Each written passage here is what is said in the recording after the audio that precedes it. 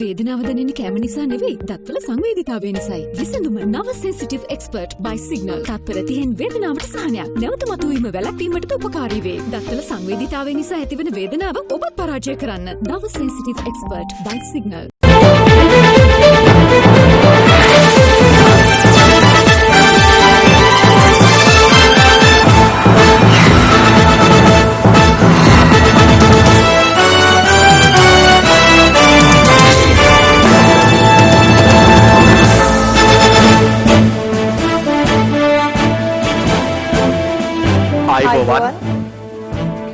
සියලු සමීක්ෂණ වාර්තා නැවතත් තහවුරු කළ ලංකාවේ අංක 1 ප්‍රවෘත්ති ප්‍රකාශය. පැතගියත් ඇත කියන හිරු රාත්‍රී 9:55 ප්‍රධාන ප්‍රවෘත්ති ප්‍රකාශයේ සමගින් මම හර්ෂ බුදන්දක. මම රුවන් පාකුමාරදාස. ප්‍රථම අවධානය දවසේ ප්‍රධාන පුවත් සිරස්තල වෙත.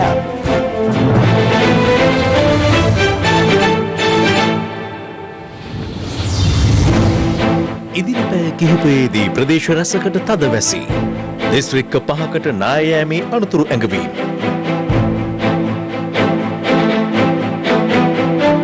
වලස්මුල්ලේ නිවසක බංකරයක් තුල තිබී යුද හමුදා ඇඳුම් වලට සමාන ඇඳුම් සහ ආයුධ තොගයක් සොයා ගැනීම. මද්‍රව්‍ය ජාවාරම් සම්බන්ධයෙන් බන්ධනාගාරගත කර සිටින කොස්කොඩ තාරකගෙන් බන්ධනාගාර නිලධාරීන්ට මරණ තර්ජන. සමගි ජන බලවේගයේ කුමන්ත්‍රණයක් ගැන නවීන්ගෙන් හෙළිදරව්වා. පාටලී මුදල් පාවිච්චි කරලා පත් වෙන මන්ත්‍රීවරුන් ගන්නවා යටිපැත්තට. එතකොට සජිත්ගේ ව්‍යව තියෙන කට්ටිය හෙමින් අයින් වෙනවා පාටලී. උසස් පෙළ විභාගයේ ඔක්තෝබර් 12. පහ ශ්‍රේණියේ ශිෂ්‍යත්වය ඔක්තෝබර් 11. අධ්‍යාපන අමාත්‍යාංශය දින නියම කරයි. ඇල්කොහොල් අඩංගු හෑන්ඩ් සැනිටයිසර් භාවිත කරන්න. ලෙඩ රෝග ඇති කරන විෂ බීජවලට එරෙහිව සටන් කරන්න. හඳුන්වා දීමේ මිල රුපියල් 350යි. මුලින්ම අවධානය දවසේ පුවත වෙත. දවසේ පුවත.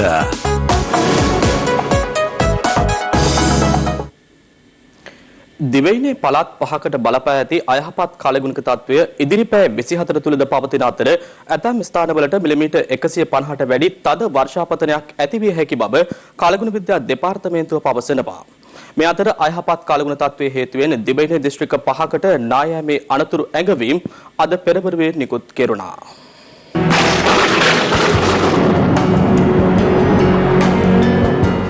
බස්නාහිර සබරගමුව මධ්‍යම දකුණ සහ ඌව පළාත් වලට පවතින වැසි තත්ත්වය ඉදිරිපෑ 24 තුල තවදුරටත් පවතින ඇති බව කාලගුණ විද්‍යා දෙපාර්තමේන්තුව අද දහවල් නිවේදනය කළා. එහි දැක්වුණේ දිවයිනේ ඇතැම් ස්ථානවලට මිලිමීටර් 150ට වැඩි තද වර්ෂාපතනයක් හා වැසි හෝ ගිගුරුම් සහිත වැසි පවතින අවස්ථාවලදී සුළඟේ වේගය පැයට කිලෝමීටර් 70ත් 80ක් දක්වා ඉහළ යනු පැති බවයි. අද පෙරවරු 8න් අවසන් වුණු පැය 24ක කාලය තුල මිලිමීටර් 219ක වැඩිම වර්ෂාපතනයක් ලැබී ඇත්තේ කෑගල්ල දිස්ත්‍රික්කයේ දෙහියෝවිට ප්‍රදේශයටයි. ගල්ල හියාරේ ප්‍රදේශයෙන් මිලිමීටර් 160ක වර්ෂාපතනයක් වාර්තා වුණා. මේ ගල්ල බද්දේගම මාර්ගය හිරුමුර සහ කහදුව වත්ත ප්‍රදේශයෙන් ජලයෙන් යටව තිබූ ආකාරයයි. එමෙන්ම ගාල්ල දිස්ත්‍රික්කයේ ඇත්කඳුරු ප්‍රදේශයෙන්ද මිලිමීටර් 137.5ක වර්ෂාපතනයක් හා කළුතර දිස්ත්‍රික්කයේ මීගහතැන්න ප්‍රදේශයෙන් මිලිමීටර් 117ක වර්ෂාපතනයක් වාර්තා වූ බව කාලගුණ විද්‍යා දෙපාර්තමේන්තුව නිකුත් කළ නිවේදනයේ සඳහන්. ගාල්ල දිස්ත්‍රික්කයේ ප්‍රාදේශීය ලේකම් කොට්ටාස 12ක පුජ්‍යලයන් 11000කට ආසන්න ප්‍රමාණයක් අවටන් වී ඇති බවට වාර්තා වෙලා තියෙනවා. පූර්ණ වශයෙන් නිවාස හානි දෙකකුත් අර්ධ වශයෙන් නිවාස 78කුත් හානි වෙලා තියෙන බවට වාර්තා කරලා තියෙනවා. අවතන් වූ පවුල් සඳහා අවශ්‍ය වන සහන සැපීම සඳහා අවශ්‍ය සියලුම මුදල් දැනටම ප්‍රාදේශීය ලේකම් කරුම් වෙත ලබා දීම අවසන්. අද පෙරරුවේ ඇදහැළුණු අධික වර්ෂාව හේතුවෙන් කොළඹ නගරයේ මාර්ග රැසක ගමනාගමන කටයුතු වලට බාධා එල්ල වූ අතර බොහෝ ස්ථානවල දැඩි රථවාහන තදබදයක් වාර්තා වුණා.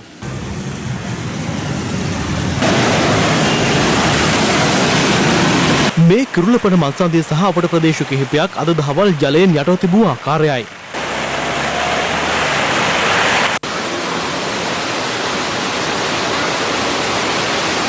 මේ අධික වර්ෂාපතන සමග කටුනායක ඇවරිපත්ත ප්‍රදේශයේ මාර්ග ජලයෙන් යටව තිබූ අයුරුයි.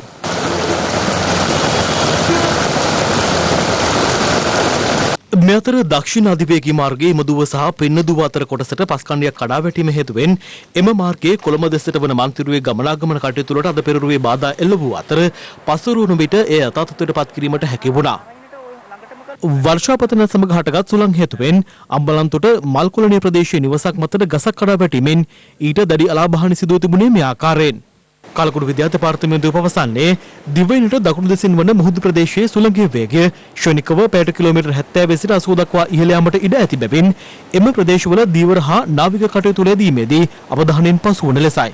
මේ තියෙන අයහපත් කාලගුණ තත්ත්වය හෙට දින වෙනකොට සැලකිය යුතු ප්‍රමාණයෙන් අඩු වෙලා තමයි ඔබට අත්විඳින්න සිද්ධ වෙන්නේ. හෙට දවසේ හම්බන්තොට පැත්තට වෙන්න නැත්නම් පොතුවිල් පැත්තට වෙන්න අම්පාර පැත්තට වෙන්න වගේ ප්‍රදේශ වලින් තමයි හවස් කාලයේ වැඩි වැසි බලාපොරොත්තු වෙන්නේ. සවස් කාලයේ ඇති වෙන වැස්සේ අකුණු තියෙන්න පුළුවන්. ඒ අකුණු අනතුරු වලින් ආරක්ෂා වීමට අවශ්‍ය විධිවිධාන තම සලස්ව ගන්න ඕන. මේ අතර පවතින වැසි සහිත අයහපත් කාලගුණ තත්ත්වයේ හේතුවෙන් දිවයින දිස්ත්‍රික්ක 5කට නායම්‍ය අවධානම් නිවේදනයක් ජාතික ගොඩනැගිලි පරීක්ෂණ සංවිධානය අද පෙරළුවේ නිකුත් කළා. කොළඹ දිස්ත්‍රික්කයේ සීතාවක, ගාල්ල දිස්ත්‍රික්කයේ නාගොඩ, එල්පිටිය, නියාගම, ඉමදුව සහ බද්දේගම, කළුතර දිස්ත්‍රික්කයේ බුලත් සිංහල, මතුගම, පාලින්දනුවර, වලල්ලාවිට සහ අගලවත්ත, කෑගල්ල දිස්ත්‍රික්කයේ දෙහියෝවිට සහ රත්නපුර දිස්ත්‍රික්කයේ ඇහැලියගොඩ සහ කුරුවිට කියන ප්‍රදේශ තමයි අධීර දෙක යටතේ වූ නිවේදනයට යටත් වෙන්නේ. විශේෂයෙන්ම තමන්ගේ නිවාස පිටුපස කණ්ඩි පිහිටලා තියෙනවා නම් ඒ ප්‍රදේශ භාවිතය අවම කරන්න. ඒ වගේම රාත්‍රී කාලයේදී කණ්ඩි ආශ්‍රිත කාමරවල නිදා ගැනීමෙන් වැළකී ජීවිත ආරක්ෂාව තහවුරු කර ගැනීම වැදගත්. දවසේ පුවත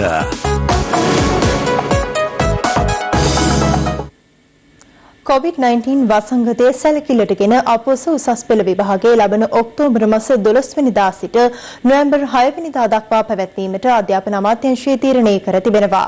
පහ ශ්‍රේණිය ශිෂ්‍යත්ව විභාගය පැවැත්වෙන්නේ ඔක්තෝබර් මාස 11 වෙනි ඉරිදායි.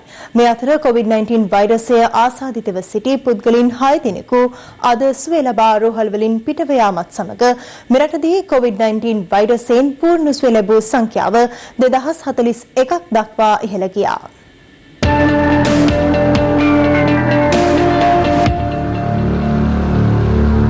COVID-19 වසංගත තත්ත්වයේ හේතුවෙන් පාසල් වසා දැමීමත් සමග පැවැත්වීමට තිබූ විභාගද කල් දැමීමට අධ්‍යාපන අමාත්‍යාංශය කටයුතු කළේ පාසල් සෙසුන්ගේ විෂය නිර්දේශ ආවරණය නොවීම හේතුවෙන්. ඒ අනුව අධ්‍යයන පොදු සහතික පත්‍ර උසස් පෙළ විභාගය ඔක්තෝබර් මාස 12 වෙනිදා සිට නොවැම්බර් 6 වෙනිදා තෙක් පැවැත්වීමට අධ්‍යාපන අමාත්‍යාංශය තීරණය කර තිබෙනවා. පහ ශ්‍රේණිය ශිෂ්‍යත්ව විභාගය මෙවර පැවැත්වෙන්නේ ඔක්තෝබර් 11 වෙනි ඉරිදා බව අධ්‍යාපන අමාත්‍යාංශයේ නිලධාරීන් අද පැවති ප්‍රවෘත්ති සාකච්ඡාවකදී සඳහන් කළා.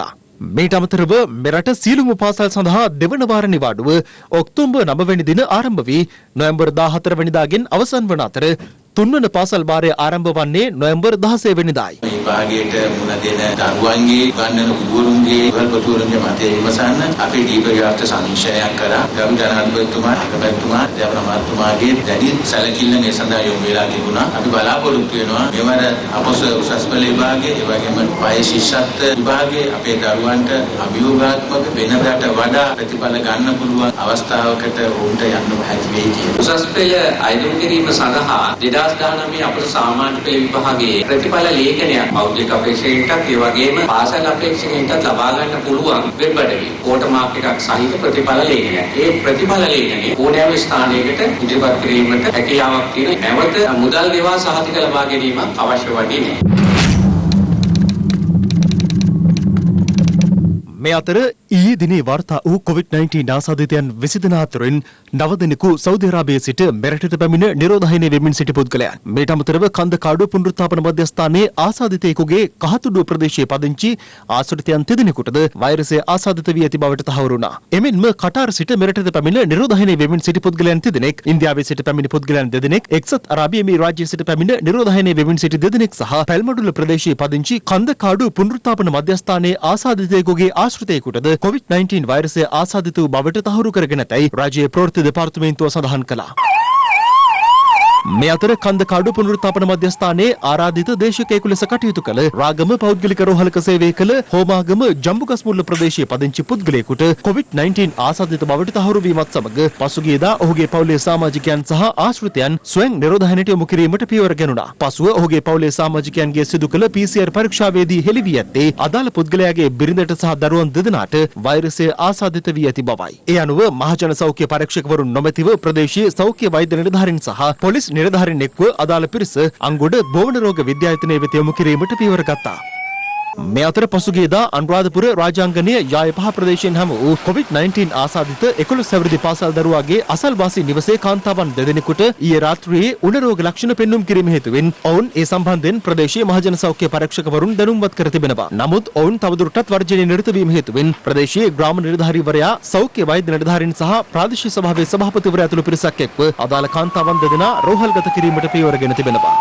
මේ අතර තම ඉල්ලීම් ලබා දෙන තුරු වෘත්තීය ක්‍රියාමාර්ගය අඛණ්ඩව දියත් කරන බව ශ්‍රී ලංකා මහජන සෞඛ්‍ය පරීක්ෂකවරුන්ගේ සංගමය අද පැවති ප්‍රවෘත්ති සාකච්ඡාවකදී සඳහන් කළා. අපි කිව්වේ අපි අධිකරණවල අභියෝගයට ලක් වෙන නිසා සැනිටරි ඇසිස්ටන්ට් කියන එක දැන් පබ්ලික් හෙල්ත් ඉන්ස්පෙක්ටර් කියලා වෙනස් කරන්න. මේ ආඥාපනතේ. ඒක අමාත්‍යවරියට පුළුවන් නියෝගයක් මගින් වෙනස් කරන්න. ඒ වගේම සෞඛ්‍ය සේවා අධ්‍යක්ෂ ජෙනරාල්වරයාට කිව්වේ මේ ක්‍රියාවල නිරත වෙන මිනිස්සුන්ට නීතිමය රැකවරණය දෙන්න කියලා. සෞඛ්‍ය සේවා අධ්‍යක්ෂ ජෙනරාල්වරයා හෝ සෞඛ්‍ය අමාත්‍යාංශය මේ වෙද්දි ඉටු කරලා නැහැ. 16 වෙනිදා පටන් ගත්ත COVID-19 පාලන කටයුතු වලින් ඉවත් වීම 19 වෙනිදා පෙරවරුවේ ඉඳලා අපි සියලුම බෝවන රෝග පාලන රාජකාරී කටයුතු වලින් ඉවත් වෙලා ඉන්නවා. ඒ බලය නීතිගත කරන තුරු අපිට මේ රාජකාරියේ තවදුරටත් නිරත වෙන්න. කෙසේ වෙතත් ශ්‍රී ලංකා මහජන සෞඛ්‍ය ශේෂ්ත්‍ර නිලධාරීන්ගේ සංගමයේ නිවේදනයක් නිකුත් කරමින් සඳහන් කරන්නේ අප රටත් රජයත් ජාතික වශයෙන් දැඩි අසීරුතාවයට පත් ඇති අවස්ථාවක COVID-19 රෝග පාලනයෙන් එක් කාර්යයක් පමණක් ඉටු කරන වෘත්තීය කණ්ඩායමක් තම පටු අරමුණු ඉටු කර ගැනීම සඳහා රජයේ අපහසුතාවට පත් කරමින් සිදු කරන වර්ජනය පිළිකුලෙන් යුතුව හෙලා දකින බවයි. ශ්‍රී ලංකා මහජන සෞඛ්‍ය ශිෂ්ඨධාරී සංගමයේ හැටියට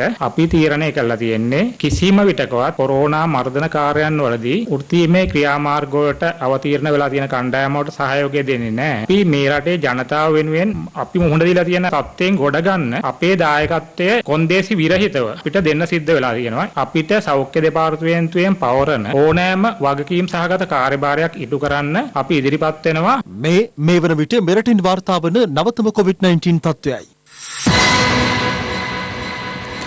බන්ධනාගාර දෙපාර්තමේන්තුවේ උසස් නිලධාරීන් තිදෙනෙකුට බූස බන්ධනාගාරයේ රඳවා සිටින මත්කුඩු ජාවාරම්කරුවෙකු වන කොස්ගොඩ තාරක නැමැත්තා මරණ තර්ජන එල්ල කිරීම සම්බන්ධව අපරාධ පරීක්ෂණ දෙපාර්තමේන්තුව විමර්ශනයක් ආරම්භ කර තිබෙනවා.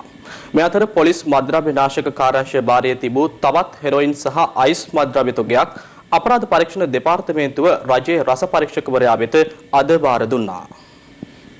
පොලිස් මද්ද්‍රව්‍ය නාශක කාර්යාංශයේ නිලධාරීන් පිරිසකට මද්ද්‍රව්‍ය ජාවාරම් චෝදනා එල්ලවීමත් සමග මුද්‍රා තැබුණු නඩු බහඬ ගබඩාවේ තිබූ හෙරොයින් කිලෝග්‍රෑම් 600කට ආසන්න පළමු තොගය රජයේ රස පරීක්ෂක දෙපාර්තමේන්තුව භාරයට ගෙනුනේ පසුගිය 10 වෙනිදායි. එම ගබඩාවේ තිබූ තවත් කිලෝග්‍රෑම් 330ක මද්ද්‍රව්‍ය තොගයක් අපරාධ පරීක්ෂණ දෙපාර්තමේන්තුව මගින් රජයේ රස පරීක්ෂකවරයා වෙත අද බහර දෙනු ලැබුවා. නාවික හමුදාව මගින් ගැඹුරු මුහුදේ සිදු කළ මෙහෙයුමකින් පසු ඉරාන ජාතිකයන් 7 දෙනෙකුද සමගින් පසුගියදා පොලිස් මද්ද්‍රව්‍ය නාශක කාර්යාංශය භාරයට පත් කර තිබූ මෙම මද්ද්‍රව්‍ය තොගේ වටිනාකම රුපියල් කෝටි 300කට අධිකයි. මේ අතර පොලිස් භාරයට ගත් මත්කුඩු පොලිස් මද්ද්‍රව්‍ය නාශක කාර්යාංශයේ නිලධාරීන් විසින් අලෙවි කළ බවට පැවසෙන කොට්ටාවේ රජිත හසන්ත හෙවත් ලොකු නැමැත්තාට අයත් මෝටර රථයක් සහ ඔහුගේ පෙම්වතියකට අයත් බවට පැවසෙන මෝටර රථයක්ද අපරාධ පරීක්ෂණ දෙපාර්තමේන්තුව රජයේ රස පරීක්ෂකවරයා වෙත බහර දී තිබෙනවා. මෙම මෝටර රථවල මත්කුඩු ප්‍රවාහනය කළේ දැයි සොයා බැලීම සඳහායි. මේ අතර සංවිධානාත්මක අපරාධ කල්ලි සමාජිකයෙකු වන බන්ධනාගාරගතව සිටින පොඩිතිලින නැමැත්තාගේ මත්කුඩු ජාවාරම්වලට සම්බන්ධ රොඩා සහ නලියා නැමැති පුද්ගලයන් දෙදෙනෙකු හෙරොයින් මත්කුඩු සමග නුගේගොඩ කොට්ටාශ දූෂණ මර්දන ඒකකයේ අද අත්අඩංගුවට ගත්තා. පොලිසිය පැවසුවේ අවුරුදු 35 32 වයස්වල පසුවන මොවුන් දෙදෙනා හංවැල්ල දිද්දෙනිය ප්‍රදේශයේදී අත්අඩංගුවට ගත් බවයි. මේ අතර වලස්මුල්ල බෝවල ප්‍රදේශයේ නිවසක බංකරයක් තුල සංගවා තිබූ යුද හමුදා නිල ඇඳුමට සමාන ඇඳුම් ලාංඡන ටී කටස් වර්ගයේ ගිනි අවියක් ටී 56 ජීව උණ්ඩ 105ක් සහ පතරම් තොගයක් කඩු දෙකක් හා ජීව අත්බෝම්බයක් සමග පුද්ගලයෙකු පොලිස් විශේෂ කාර්ය බලකාය මගින් අත්අඩංගුවට ගෙන තිබෙනවා. පොලිසිය පැවසුවේ අත්අඩංගුවට ගැනුණු උදේනී නොහොත් කිරියා නැමැති 58 හැවිරිදි පුද්ගලයා බැරල් සුනිල් නම් අපරාධ කල්ලි සමාජිකයාගේ සමීපතම එක් බවයි.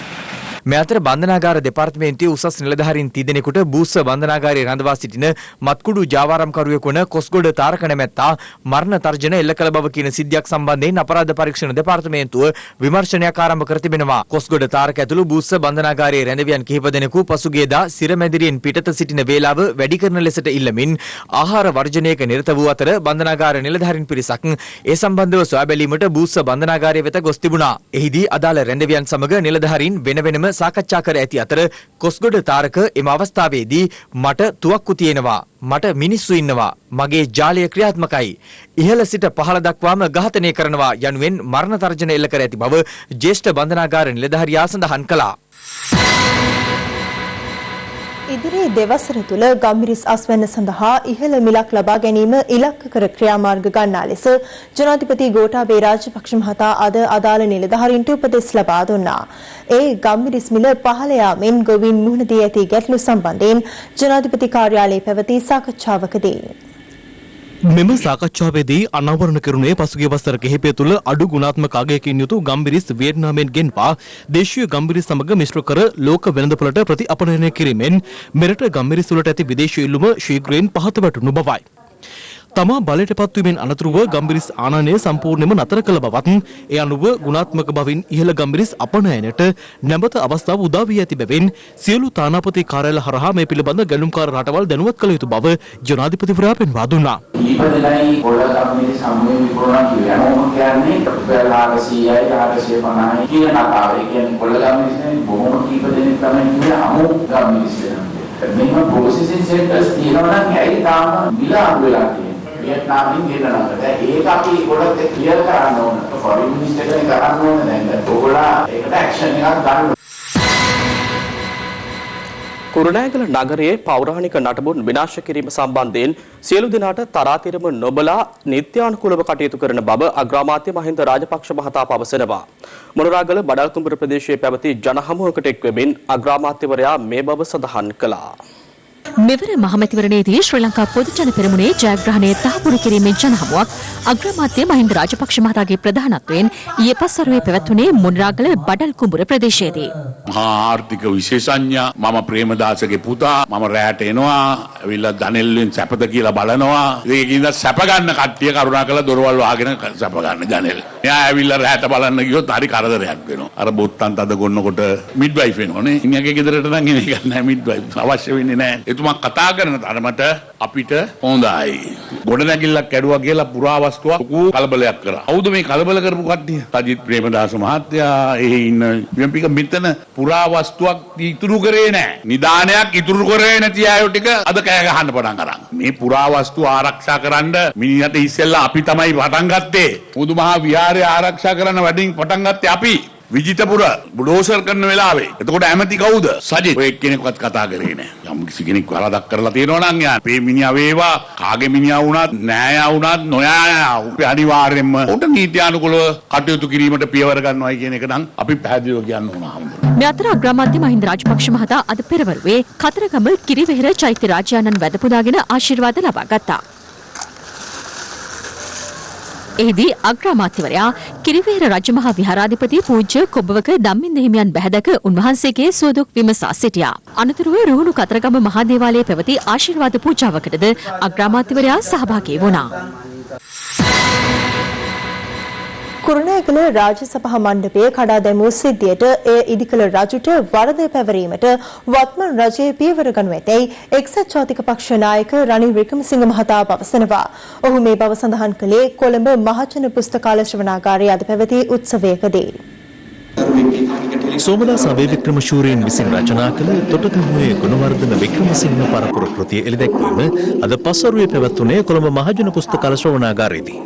තොටගමුව බැලුවොත් විජයබා පිරිවෙන ඒ කාලේ දේශපාලන මධ්‍යස්ථානය. සිංහල පාර්ශවයේ ප්‍රධාන මධ්‍යස්ථානයක් බවට පත් වෙලා තිබුණේ. ඊට විරුද්ධව තිබුණේ සපුමල් කුමාරයා වෙනුවෙන් හිටපු කණ්ඩායම. අන්න එහෙම තමයි එදත් දේශපාලනේ තිබුණේ. ඒවැ නෙමෙයි අන්තිමට සපුමල් කුමාර රජ වුණාම විජයබා පිරිවෙනට ඇවිල්ලා රාහුල් හාන්දුරුවෝ එව්වා. රාහුල් හාන්දුරුවෝ පැනලා ගියා. ඉතින් මේ අද ඊයේ වෙන එකක් නෙමෙයි. ඒ කාලෙත් මේ වගේම ක්‍රියාත්මක වුණා. මේවා දැනගන්න එක හොඳයි. අපේ ඉතිහාසයේ පසුබිම දැනගෙන අපිට මීට වඩා හොඳ අවබෝධයක් ඉතිහාසය ගැන දැනුමක් අපි ලබා ගන්න පුළුවන්. ප්‍රදේශයේ ඉතිහාසයේ වැදගත්කම අද අපිට පේන්නලා තියෙනවා. ඇත්ත වශයෙන්ම කුරුණෑගල ප්‍රදේශ ඉතිහාසය දන්නවා නම් එදා වුණේ සිද්ධිය පරාක්‍රම බව රජුගේ රාජ සභාව නැති කරන්නේ නැහැ. ඒක නොදැන හිටියේ. අපි දන්නවා මේකට අන්තිමට වක් කියන්නේ කවුද කියලා. ඒ තමයි තුන්වෙනි පරාක්‍රම බව රජතුමා. එතුමා කුරුණෑගල රාජ සභාව කරේ නැත්තම් මේ ගොඩනැගිල්ල එන්නේ නැහැ. මේක කරේ යට විරුද්ධව නඩු දායිද නැත්තම් කුරුණෑගල දඹුල්ල මහා මාර්ගය අවහිර කරන්න රාජ සභාවක් හැදුවා කියලා තුන්වෙනි පරාක්‍රම බව රජතුමාට විරුද්ධව නඩු දායි කියලා මම දන්නේ නැහැ. කොහොමයි බලාපොරොත්තු නඩු මාර්ගයක විගහට ක්‍රියා කරයි කියලා. මහමැතිවරණයේ වෙනුවෙන් සමගි ජන බලවේගයේ ප්‍රතිපත්ති ප්‍රකාශය එළිදැක්වීම අද සිදු කෙරුණා.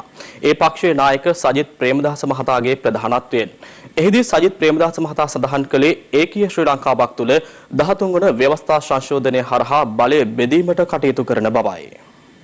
ශක්තිමත් රටක් තෘප්තිමත් ජනතාවක් යන්න තේමා කරගනිමින් සමගි ජනබලවේගයේ ප්‍රතිපත්ති ප්‍රකාශය අද එළිදැක්වීම සිදු වුණේ පක්ෂ ප්‍රධාන කාර්යාලයේදී. පක්ෂයේ මහලේකම් රංජිත් මද්දුම බණ්ඩාර මහතා විසින් මෙහිදී ප්‍රතිපත්ති ප්‍රකාශය පක්ෂ නායක සජිත් ප්‍රේමදාස මහතාට බහර දීම සිදු වුණා.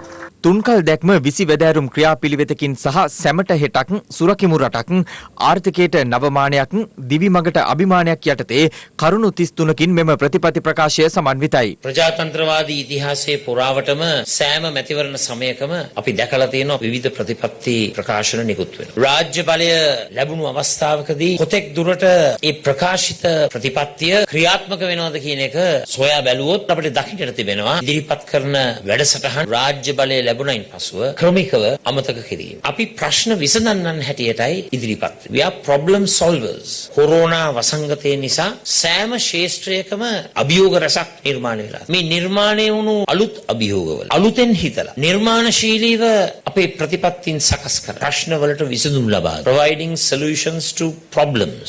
සංවර්ධනයේ රටේ පළාත් 9ක දිස්ත්‍රික්ක 25ක් උපදිසාපති කොට්ටාස 332 ග්‍රාම නිලධාරී වසම් 14022 පිහිටා තිබෙන කුඩා ගම්මාන උපගම්මාන උපනගර 51000ට ව්‍යාප්ත කර රට තුල ශීඝ්‍රගාමී සමබර සංවර්ධනයක් තුළින් අපේ රට දියුණු ලෝකයේ කරා ගෙන යයි. ජනතාවගේ ප්‍රශ්නවලට විසඳුම් සපයන්නා බවට රටේ රාජ්‍ය නායකත්වයට රජය කටයුතු කරනවා. ඒකීය ශ්‍රී ලංකාව තුල 13 වෙනි සංශෝධනය හරහා බලය බෙදා දී වැඩපිළිවෙල අපි ක්‍රියාත්මක කරනවා. අපේ තියෙන්න ඕන ස්ථාවරත්වය. We should have consistency and uniformity. ඉලක්ක පිළිබඳ අපිට මන අවබෝධයක් තිබෙනවා. හැම ඉලක්කයක් සම්පූර්ණ කරගන්නටම අපේ ටයිම් ටාගටඩ් ප්ලෑන් එක ඒ ආකාරයෙන් අපි ඉදිරියට යන්නේ.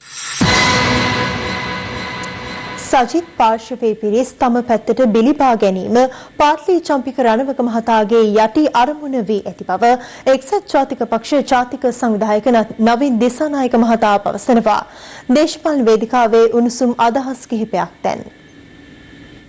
අතිගරු ජනාධිපතිතුමාගේ සෞභාග්‍ය දැක්ම එතුමා පොරොන්දු වෙලා තියෙනවා විශාල කාර්යයන් මේ රටට ඉෂ්ට කරන්න. ඒ කාර්යයන් සඳහා සමාජයට පවතින නීතිය වෙනස් කරන්න වේ. ඒ සියල්ලම කිරීමේ වගකීම තියෙන්නේ පාර්ලිමේන්තුවේ. දැන් ලොකුවට කතා කරන්න කියන ගෝඨාභය රාජපක්ෂ මහත්මයාගේ ප්‍රතිපත්ති ප්‍රකාශනයම තමයි කරන්න කියලා. හැබැයි මේ ප්‍රතිපත්ති ප්‍රකාශනය ආවට පස්සේ තමයි කොරෝනා අර්බුදය ආවේ. ඒතකොට රට වෙනස් දිශානතියකට ගමන් කරනවානේ. බලනකොට ඒකත් 19. අපිට කෙලවුනේ 19. ඒක 19 සංශෝධනය. මේක කොවිඩ් 19. මේ 19 දෙකම පරාජය කරන්න පුළුවන් අපිට එකතු වෙලා. අපට අවශ්‍යයි මැතිවරණ ඉක්මනට ඉවර කරන්න. අපි අනුමත කරන්නේ පාර්ලිමේන්තුවක් නැතුව රටක් ගෙනියන්නේ. රටක් ගෙනියනවා කියන්නේ පාර්ලිමේන්තුවක් නැතුව රටේ ප්‍රජාතන්ත්‍රවාදය නෑ. තමුන්නාසලගේ පරමාධිපත්‍යය නෑ. අපිට අහන්න තියෙන ප්‍රශ්නේ තමයි ඇයි ශ්‍රේෂ්ඨාධිකරණයට ගිහිල්ලා නඩු 11ක් පවරලා මේ පාර්ලිමේන්තු මහා මැතිවරණය පවත්වන්න ඉපැයි කියලා නඩු තීන්දුවක් ඉල්ලුවා. ජනාධිපති ඡන්දෙදි කමක් නැහැ. සමහර අය හිතුව ගෝඨාභය රාජපක්ෂ මහත්මයා කමක් නැහැ. මොකද ගෝඨාභය මහත්තයාට ඡන්දෙ දීපු කෙනාට කිසිසේත්ම කම්පා වෙන්න දෙයක් නැහැ. මොකද ජනාධිපතිකම නැතුව යන්නේ නේ. ඒ නිසා මම හිතන්නේ පක්ෂෙට ඡන්දෙ දීපු අය ඉන්නවනම් මේ සැරේ ඡන්දෙ මාලිමාවට දුන්නා. ගිය ජනාධිපතිවරණය 17 ලක්ෂ 10000ක් වෙච්ච ඡන්ද ටික අපි ගෙනහිල්ලා පාවිච්චි කරේ ගෝඨාභය රාජපක්ෂ මැතිතුමාට ආපහු කකුලෙන් අදින්න බලාගෙන නෙමෙයි. අපේ ලකුණ පොට්ටුවේ මේ ලකුණ ගහගෙන ගියාට ඒගොල්ලන් පොට්ටුවේම නෙමෙයි. ඒ නිසා පොට්ටුවේ සමාජිකත්වය අරන් තියන අයට දෙන්න ඡන්දේ. මම මේ කාරණාව කියන්නේ සමහර අය උත්සාහ කරනවා අර දිය කාවයියා මාළු අල්ලන් ඉද්දි උකුසාරිලා අරන් ගිය කතාව කිව්වනේ. දැන් ඒක හොඳ පාඩමක් අපිට ඉගෙන ගන්න. දැන් හදන්නේ අපේ ඡන්ද වලින් ඇතුළට ඇවිල්ලා ඇතුලේ කල්ලියක් ගහලා ඒ ඡන්ද ටික පෙන්න රිමෝට් එක අතේ තියාගෙන අපිව නටවන්න. අපි පොට්ටුවයි ශ්‍රී ලංකාවේ දාස් පක්ෂේ බොහොම සහෝදරත්වයෙන් එකතු වෙලා ඉන්නේ. සහෝදරත්වයේ තවත් සහෝදරත්වයක් තමයි එක්සත් ජාතික පක්ෂය. රටේ ජනතාව තීන්දුව කරලා ඉවරයි. ගෝඨාභය රාජපක්ෂ මහත්මයාගේ නායකත්වය තුළ අලුත් ආණ්ඩුවට 3න් 2ක් දෙන්න. ආණ්ඩුවට 113ක් ගන්න බෑ කියලා දැනගත්තට පස්සේ අද සිරුකොත කල්ලියට හුලං ගහනවා. ඒගොල්ලෝ පුම්බල එතනින් മന്ത്രി 10ක් 12ක් කරන් ඒගොල්ලොත් එක්ක ආණ්ඩුව හදන්න. හැබැයි අපි පැහැදිලිවම කියන ආණ්ඩුව හදන්නේ සමගි ජනබලවේගය. දැන් මේ පක්ෂේ බලාරගලේ පටන් අරගෙන තියෙන්නේ පාටලි හා සජිත් අතර. පාටලි මුදල් පාවිච්චි කරලා පත් වෙන മന്ത്രിවරුන් ගන්නවා යටි පැත්තට. එතකොට සජිත්ගේ වේව තියෙන කට්ටිය හෙමින් අයින් වෙනවා පාටලි. ඔන්න ඕක තමයි ගේම් එක. ඊළඟ ජනාධිපති අපේක්ෂකයා වෙන්න පාටලිගේ තියෙන අදහස. විශේෂයෙන් පාර්ලිමේන්තු මැතිවරණයකින් පස්සේ ආණ්ඩුවක් පිහිටුවාම පාර්ලිමේන්තුව තුල ගෝඨාභය රාජපක්ෂ මැතිතුමාට ශක්තිය සපේන කකුලේ ගදින්නේ නැති බහුතර පාර්ලිමේන්තුවක් අපි සකස් කරන්න ඕනේ. ඔව් 3න් 2ක් හදනවා. කොහොමද? රනිල් පිලෙන් සහ සජිත් පිලෙන් බිනී බා ගන්නවා. යයිද නැද්ද? යනවා. මයංගනේ හිටපු ලක්ෂ්මන් තනි අලියා කිව්වා. මම නෙවෙයි මගේ බල්ලවත් යවන්නේ නැහැ කිව්වා.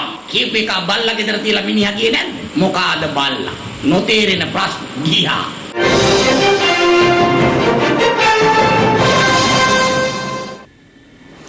රාජගිරියේ සිදු වූ රියානතුර සම්බන්ධයෙන් හිටපු පාර්ලිමේන්තු මන්ත්‍රී පාටලි චම්පික රණවක ඇතුළු බෙත්තිකරුවන් දෙදෙනෙකුට කොළඹ මහාධිකරණය අද සිතාසි නිකුත් කළා. හිටපු මන්ත්‍රීවරයාගේ රියදුරුක වන දිලුම් තුසිත කුමාර සහ සහකාර පොලිස් අධිකාරී සුදත් අස්මඩල නඩුවේ සෙසු බෙත්තිකරුවන් වෙනවා. රාජගිරිය ප්‍රදේශයේදී 2016 පෙබරවාරි මාස 28 වනදා එවකට කැබිනට් අමාත්‍යවරයෙකු වූ පාටලි චම්පික රණවකට අයත් ජීප් රථයක යතුරු පැදියකින් ගමන් කරමින් සිටි සංදීප් සම්පත් නම් තරුණයෙක් ගැටි බරපතල තුවාල ලැබුවා.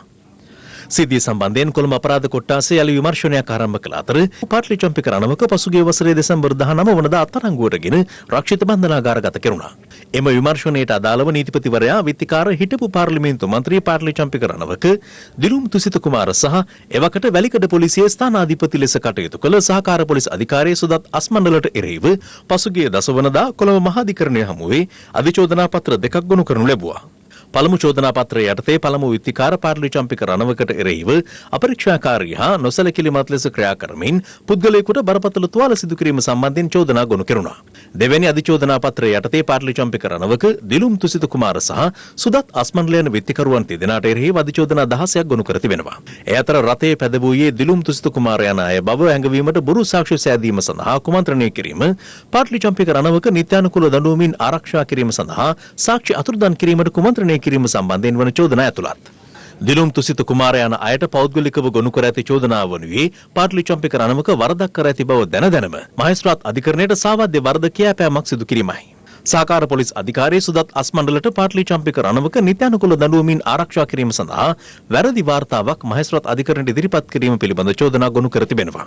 මෙම නඩුව කොළඹ මහාධිකරණ වෙනසුරු ගිහාන් කුලතුංග මහතා හමුවේ අද කැඳවූ අවස්ථාවේ පිටිකරුවන් දෙදෙනාට අගෝස්තු 20 වනදා අධිකරණ හමුවේ පෙනී සිටින ලෙසට සිතාසෙ නිකුත් කළා.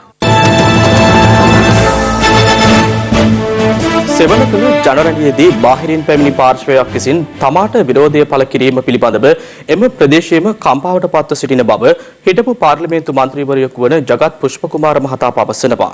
කෙසේ වෙතත් අද වේලියෝයේ පැවති වැඩසටහනකදීද හිටපු මන්ත්‍රීවරයාට ජනතාවගෙන් විරෝධය පළ වුණා. මොනරාගල සෙවණකල ප්‍රදේශයේ ඊයේ පැවති ජනරැලියක් ඇමතීමට හිටපු පාර්ලිමේන්තු මන්ත්‍රී ජගත් පුෂ්පකුමාර මහතා උත්සාහ ගැනීමත් සමග බුත්තල උණවටුන රජමහා විහාරස්ථානයේ විහාරාධිපති පූජ්‍ය මහසෙන්ගම නන්දසාර හිමියන් මෙලෙස විරෝධය පළ කළා. මම මේ කතාවක් බලෙන් ගන්නෙ. අපිට මේ වේදිකාව දැක්කාම හිරිකිතයක් දැනෙනවා. අප්පච්චි පාරක් දිගේ ඇවිද්දවන්න වැඩ කරනවා කියපු එවුන් මේ වේදිකාවේ ඇවිල්ලා නිදිවදින්න හදනකොට අපි දෙන්නේ මුන්ට එයාට මෙතන රඟන්න දුන්නොත් මේ වෙල්ලාසේ මිනිස්සු නෙවෙයි කියන එකත් අපි කියන්නට ඕන. ජගත් පුෂ්පකුමාර මහතා මෙම සිදුවීම සම්බන්ධයෙන් මෙලෙස ප්‍රතිචාර දැක්වුවා. මේක අග්‍රාමාත්‍යතුමාගේ ඇස්සිල් පවත්වන වේදිකාව. ඒ ආකාරයට වෙනත් ත්‍රස්තවාදී කණ්ඩායම කෙනෙක් ආවනම් බරපතල තත්ත්වයක් මේ කරුණ ඉදිරිපත් කර ස්වාමීන් වහන්සේ රජයේ නිලධාරී අතිගරු ජනාධිපතිතුමා රජයේ නිලධාරීන් ක්‍රියාකාරී දේශපාලන කරන්න එපා කියලා උපදෙස් දීලා තියෙනවා. ජනරල් කොමසාරිස්තුමාගේ අවධානයට මම යොමු කරනවා. සෙවණකල ප්‍රදේශයේ කම්පාවට පත්වලා තියෙනවා. පිටත් පළාතකින් ආපු ස්වාමීන් වහන්සේ නම මෙම හැසිරීම සම්බන්ධව කෙසේ වෙතත් අද බලංගොඩ වේලියෝය නගරයේදී වැලි ජාවාරම සම්බන්ධයෙන් ජනතාව දැනුවත් කිරීමේ වැඩසටහනකට පැමිණි හිටපු මන්ත්‍රීවරයාට යලිත විරෝධය පළ කළා. සෑම සම්පතනකට ගියා වතුර දානවා දකුණු යන මගේ ගෙදරදී කිව්වා මම උරුතන මාගේ ගෙදරට කොහෙද අපි දැන් අන්තරට වෙලා දුක් වෙලා ඉන්නේ දැන් මේ කියන සම්පතේම මරගෙන ගිහිල්ලා අපේ නෙළුවයිකට ගම්මානේ මේ අලිබයින බන්දරවල තමයි වැලි බාලා තියෙන්නේ අර අනිකට් එකේ බැලුවා තේරම කඩාගෙන යන ඇලවල බාරවලේ ඕකු ගැඩිලා විනාදයක් වෙලා තියෙන්නේ මේක තවත් ඡන්ද උණ්ඩුවක් වෙන්න බෑ. ඔයාලා මෙතන අප්පුඩි ගහද්දී ජනාධිපතිතුමාට කතා කරා, අගමැතිතුමාට කතා කරා කියලා අපිට කතා වලින් වැඩක් නැහැ. අපි දේශපාලන කතා කරන්න ආවේ නැහැ. අපි ගියා. නැගින්න යන්න පුළුවන් නම් ඕනි දේශපාලන නායකයෙක්ට නැගින්න යන්න කියලා මම මෙතන කියනවා. මොකද ඔය දේශපාලන කවුරුවත් මේක රැක ගන්න අවස්ථාවට හිටියේ නැහැ.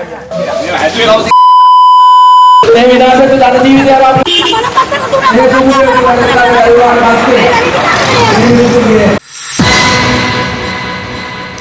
නුගේගොඩ ගුවන් පාලම මතදී පෞද්ගලික බස් රථයක් සහ යුද හමුදා කැබ් රථයක් එකිනෙක ගැටීමෙන් සිදු වූ අනතුරකින් යුද හමුදා සෙබළෙකු ජීවිතක්ෂයට පත් වුණා. අනතුරින් තුවාල ලැබූ තවත් යුද හමුදා සෙබළුන් දෙදෙනෙකු ඇතුළත් කෙරුණේ දකුණු කොළඹ ශික්ෂණ රෝහලටයි. නුගේගොඩ ගුවන් පාලම මතදී කොළඹ දෙස සිට පැමිණි පෞද්ගලික බස් රථයක් තවත් බස් රථයක් පසු කර යාමට උත්සාහ කිරීමේදී පනාගොඩ දෙසට ගමන් කරමින් තිබූ යුද හමුදා කැපරතයක ගැටුනේ අද අලුයම 5:45ට පමණ. බස් එක රේස් එකක් ආවේ. ඒ වගේ යාවේ දෙන්නේ එතනින් ඒ පැත්තට ඉන්නේ. අවල් ටික කරන්න ගිහිල්ලා තමයි වැදුනේ. ඊට පස්සේ මොකද උනේ? ඊට පස්සේ වාහන ටික ඉන්න බෑනේ. අර පැත්තෙන් එන්න බෑ. අර ආපු වාහනත් අන්තිමේදී රිවර්ස් කරලා ඉතින් ගියා පාරේ යාවේ. අනුතර සිදුවන ආකාරය ආරක්ෂක කැමරාවල මෙලෙස සටහන්ව තිබුණා.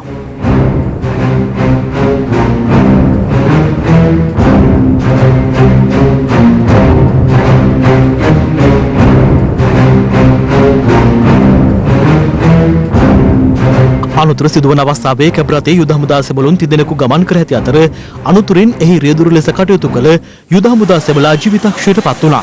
බරපතල තුවාල ලැබූ අනෙක් සෙබළුන් දෙදෙනා ඇතුළත් කරුණේ දකුණු කොළඹ ශික්ෂණ රෝහලටයි. ඔවුන් දෙදෙනාට ශල්‍ය කර්මයක්ද සිදු කළ බව රෝහල් ප්‍රකාශකයෙකු සඳහන් කළා. සිද්ධිය සම්බන්ධයෙන් බස් රථයේ රියදුරු අත්අඩංගුවටගෙන තිබෙනවා. අනුතුරින් ජීවිතක්ෂයට පත් පැත්තේ පනාගොඩ යුද හමුදා කඳවුරට අනුයුක්තව සේවය කළ අම්බලන්ගොඩ ප්‍රදේශ පදිංචි 36 හැවිරිදි යුදරුපියෙක්. අන්තිමට යන්දාස දරුවෝ පදින නිසා කේක් කෑල්ලක් ගෙදරට ගිහින් දීලා අම්මට තියන්න කියලා තමයි හිතුනේ. මම ගෙදර හිටියේ නෑ මම ගිහින්.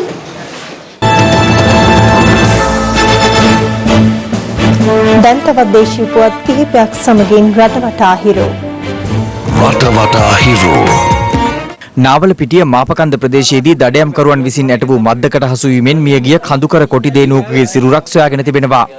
මෑත කාලයේදී අවස්ථා කිහිපයකදී දඩයම්කරුවන් ඇට වූ උගුල්වලට හසු වීමෙන් කඳුකර කොටි කිහිප දෙනෙකු මියගිය අතර අද හමු වූ කොටි දේනුවගේ සිරුර පශ්චාත් මරණ පරීක්ෂණය සඳහා රන්දනිගල පශු වෛද්‍ය රෝහල වෙත යොමු කර තිබෙනවා. පාස්කෝ ඉරිදා ත්‍රස්ත ප්‍රහාර මාලාවේ සිනමන් ග්‍රෑන්ඩ් බෝම්බ පිපිරීම සම්බන්ධයෙන් අවස්ථාගත කරුණු හිටපු පාර්ලිමේන්තු මන්ත්‍රී රිෂාඩ් බදියුදීන් මහතා දන්නා බවට තොරතුරු අනාවරණය වී ඇතැයි අපරාධ පරීක්ෂණ දෙපාර්තමේන්තුව පවසනවා. ඒ සම්බන්ධයෙන් ප්‍රකාශයක් සටහන් කරගත යුතු ඇති නමුත් අවස්ථා තුනකදී ඒ සඳහා පැමිණ නොමැති රිෂාඩ් බදියුදීන් හිටපු අමාත්‍යවරයාට අපරාධ පරීක්ෂණ දෙපාර්තමේන්තුව හමුවේ පෙනී සිටින ලෙස ලිඛිත දැනුම් දීමක් සිදු කර තිබුණත් අදත් ඔහු එහි පෙනී සිටියේ නැහැ.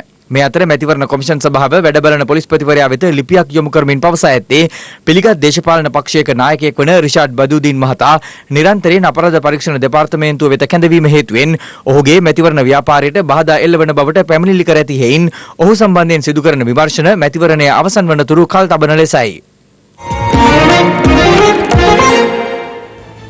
හිරු රාත්‍රී 9:55 ප්‍රධාන ප්‍රවෘත්ති ප්‍රකාශය මින් නිමාවට පත්වනවා. පැත්තනගත් ඇති දැනගැනීමේ අයිතිය තවදුරටත් තහවුරු කරගන්න තිරේ දිස්වන පරිදි ඔබගේ ජංගම දුරකථන ශාලයට අනුව හිරු SMS ප්‍රවෘත්ති සේවාව සක්‍රිය කරගන්න. අපි යලි හමුවන්නේ හෙට 11:55 මධ්‍යහන ප්‍රවෘත්ති ප්‍රකාශය සමගින්. සුබ රාත්‍රියක්.